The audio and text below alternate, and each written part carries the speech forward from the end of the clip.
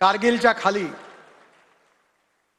आणि आज मला परवा काश्मीरचे मुख्यमंत्री भेटले आणि त्यांनी मला काय सांगावं, त्यांनी मला सांगितलं आपने इतने अच्छे रोड बना दिए कि जो टूरिस्ट आ रहे थे वो 3 गुना हो गए, 3 गुना।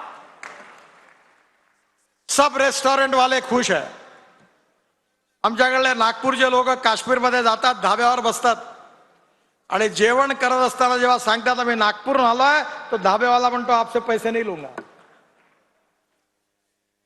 तिथे टुरिझम हे असं क्षेत्र आहे की ज्यामध्ये 49% कॅपिटल इन्व्हेस्टमेंट ही रोजगार निर्माण करण्याकरता होते।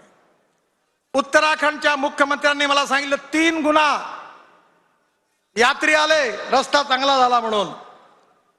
आणि आता त्यांना येणाऱ्या लोकांना रिस्ट्रिक्ट करायची वेळ आली, नका येऊ। आज महाराष्ट्रामध्ये केवढा आहे, पंढरपूर आहे, देऊ आहे, आळंदी आहे, अजिंठा आहे, वेरूळ आहे, किती मोठे मोठे पर्यटन स्थळ आहेत। आणि आज जगातून टुरिस्ट मुंबईमध्ये येतात आहेत। पर्यटनाच्या क्षेत्रामध्ये, कृषी क्षेत्रामध्ये, सिंचनाच्या क्षेत्रामध्ये, जलसंवर्धनाच्या क्षेत्रामध्ये, उद्योग व्यवसायामध्ये आज आपले ऑटोमोबाईल इंडस्ट्री महाराष्ट्रातली केवढी मोठी आहे। मी आज माझ्याच खात्यामध्ये हा विषय येतो। आपण आज 22 लाख कोटी रुपयाची इंडस्ट्री झाली आहे, त्यात महाराष्ट्राचं सिंहाचं योगदान आहे।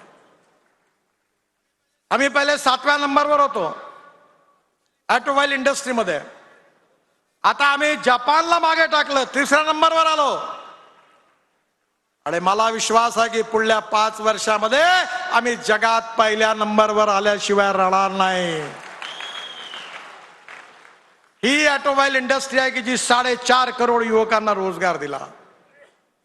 ही इंडस्ट्री आहे की जी स्टेट गव्हर्नमेंट आणि भारत सरकारला सगळ्यात जास्त जीएसटी देते। त्या इंडस्ट्रीचं हब महाराष्ट्रात आहे। मी इथेनॉलवर चालणाऱ्या गाड्या याच्या मागे लागलो। जपान मधल्या टोयोटो कंपनीचे चेअरमन मला भेटले। त्यांनी मला सांगितलं आम्हाला आता इथेनॉलवर फ्लेक्स इंजिन बनवणारा उद्योग टाकायचा आहे। तर मी त्यांना विचारलं कि आप कहाँ डाल रहे? तो बोले महाराष्ट्र में डालने का विचार हो रहा है। मतलब कहाँ? तो बोले संभाजी नगर में। मतलब बिल्कुल जरूर डालो, वहां सब प्रकार के वेंडर्स आपको मिलेंगे। आणि ते 22,000 कोटी रुपयाची इन्व्हेस्टमेंट संभाजी नगरला करून शेतकऱ्यांनी तयार केलेल्या इथेनॉलवर चालणारे इंजिन तयार करण्याची फॅक्टरी टाकत आहेत। आज महाराष्ट्र एक्सपोर्ट मध्ये पुढे आहे। इम्पोर्ट कमी केला पाहिजे आणि एक्सपोर्ट वाढवला पाहिजे, ही सगळ्यात मोठी देशभक्ती आहे।